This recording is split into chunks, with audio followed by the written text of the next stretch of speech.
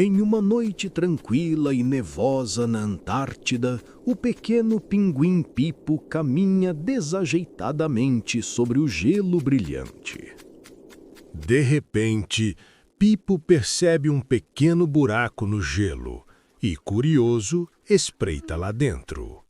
Será que ele vai pular nessa água congelante?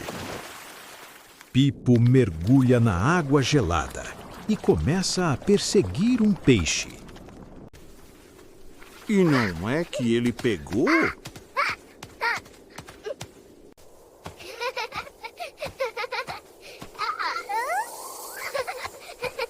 Mas espere, o peixe se solta e volta a mergulhar na água. Ouça esse ronco. Pipo está com fome e cabisbaixo. Eu tenho novos planos.